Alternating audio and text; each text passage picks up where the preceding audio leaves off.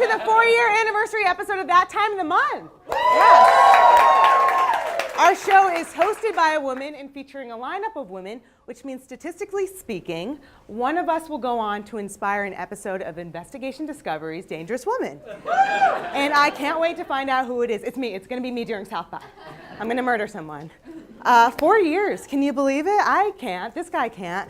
Every year I like to do a pulse check of the show to make sure we're growing. So I looked up development milestones for 4-year-olds, and WebMD had a list, which scares me, because the last time I used WebMD, I, for real, ended up in the hospital emergency room for what I thought was a brain tumor and was a headache. That's not, it's true. She was there for that. So this is the milestones we should hit at 4 years old. Our show should be running, barely have a $0 budget, hopping, throwing and kicking balls, definitely doing the second one, climbing and swinging with ease. Swinging. So I don't know. I don't remember being that horny as a 4-year-old. But this is also the first time we're doing the show at Fallout Theater. So thank you, our new home, Fallout Theater.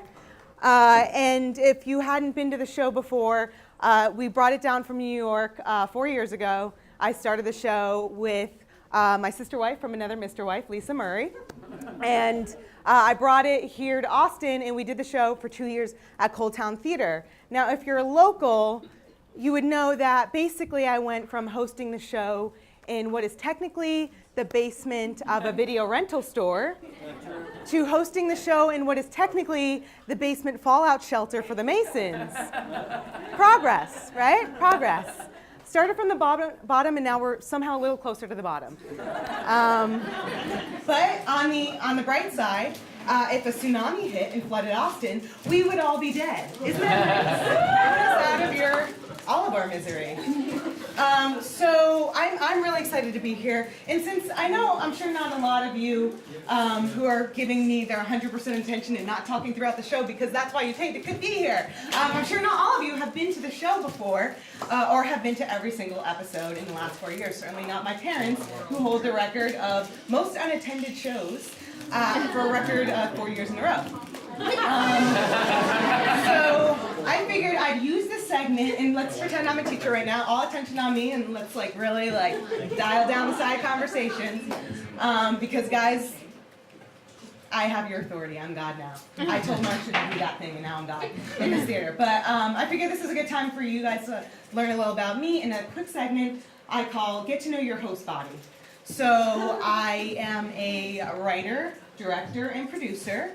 I like to call myself a triple threat: depression, anxiety, and OCD. I like to be transparent about my mental health because I think it's important for everyone to know that a hot person can have depression. And I'd love to meet one someday. I am also Syrian, and despite what large adult son Donald Trump Jr. believes, surprisingly, I'm not a terrorist.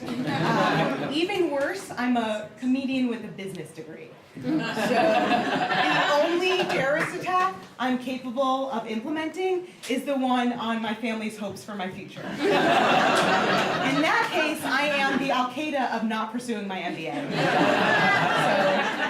So, shockingly, I do share two things in common with Donald Trump Jr.'s father. One, we were both born in New York, allegedly. I have yet to see his birth certificate to disprove my theory that he was born in hell. I am a Trump birther. I believe he is the real-life Little Nicky starring Adam Sandler. And two, we both fucking love merch. So that's a good segue to tell you that I am selling our new show artwork for $10 by Divya Seshadri.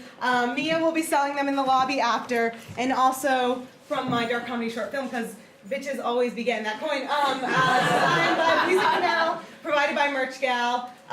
All proceeds from this benefit my all women and people of color crew for both projects.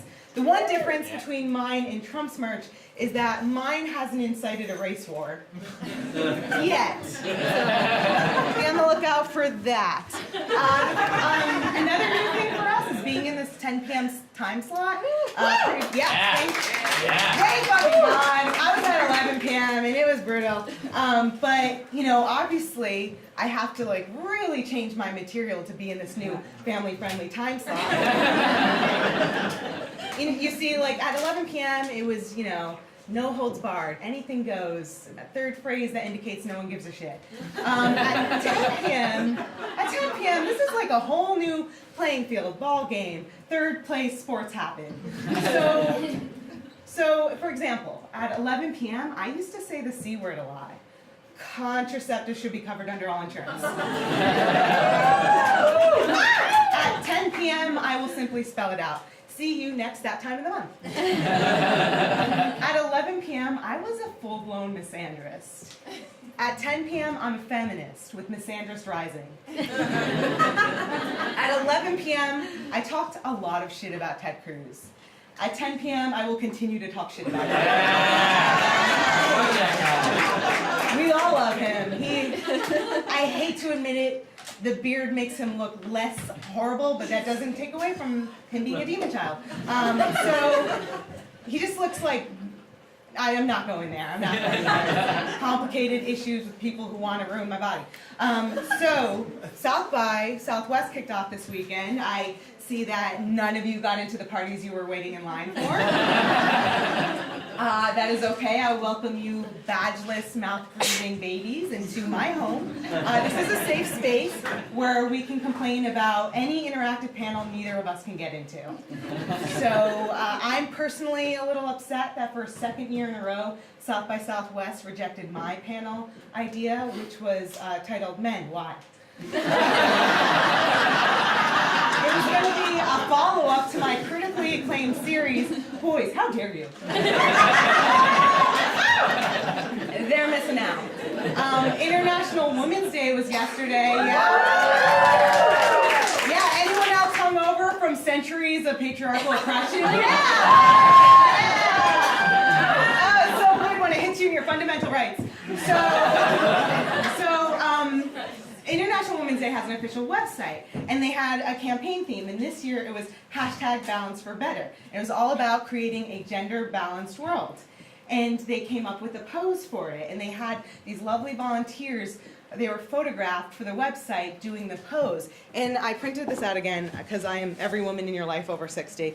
But I have to show you, this pose just looks like the international symbol of yeesh. I don't know how we're going to solve that one, but not a good look. Can you imagine? Oh, yeah, gender equality. This is why it's important to have focus groups. That involve me, and you pay me for it.